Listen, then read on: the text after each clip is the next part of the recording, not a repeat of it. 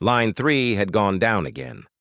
I watched the monitors flicker as the steady hum of the servers slowly dissolved into silence.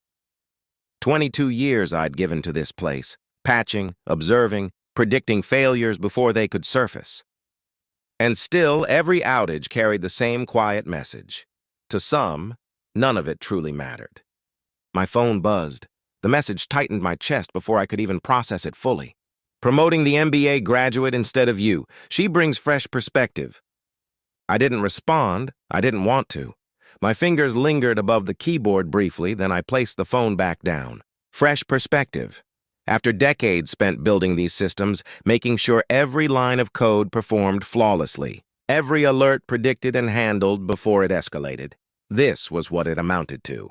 I thought back to the late nights when the team leaned on me, the small wins that passed without acknowledgement, the colleagues I had mentored who eventually moved on. I remained carrying the quiet burden of infrastructure. No one noticed unless it broke. Recognition had always been rare, but I'd never sought it. Not until now. I stood up, stretching muscles stiff from years bent over consoles. My eyes rested on the screens one final time. Each blinking line of code felt like a monument to the years I had poured into this place. Then I reached for the envelope sitting on my desk. There was no surge of anger, no bitterness demanding expression. What I felt instead was clarity, purpose, restraint. As I walked down the corridor, faint echoes of coworkers going about their routines drifted past me, unaware of the subtle shift about to unfold. I hadn't rehearsed anything. Each movement came from a place of quiet certainty. Outside my boss's office, I paused, my hand resting against the doorframe. I could hear him speaking on a call.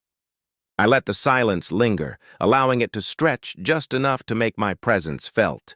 "Thanks for the opportunity," I said evenly, my tone calm and professional. He looked up, caught off guard. I handed him the envelope.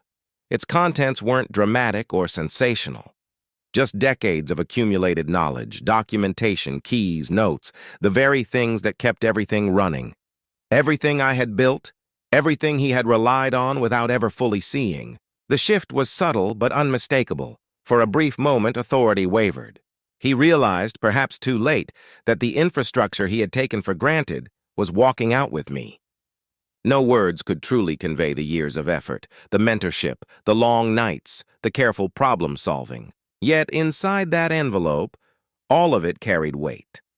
In the silence that followed, he understood that control had quietly shifted. But I didn't need his recognition. As I turned to leave, memories flickered through my mind, guiding a junior engineer through a 2 a.m. outage. Delivering a patch that prevented disruption for thousands, staying composed when others couldn't. I remembered finding satisfaction in the smallest details, the unnoticed victories, and a faint smile crossed my face. It wasn't triumph, but it belonged to me. The corridor ahead was long, empty, still. Outside, sunlight filtered through the glass, soft, diffused. I felt no urge to celebrate, no need to make a spectacle of the moment. Control had never been about that. It was about self-possession. I stepped out of the building, the envelope held firmly under my arm.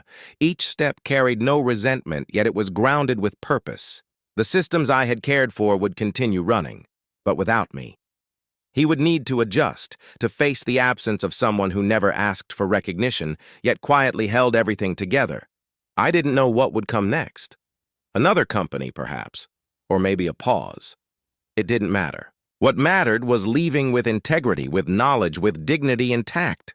Years of dedication had collided with sudden betrayal, and I had chosen a response that was quiet, controlled, a measured departure with undeniable consequences, self-respect preserved.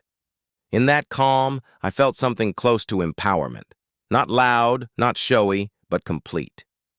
I didn't look back.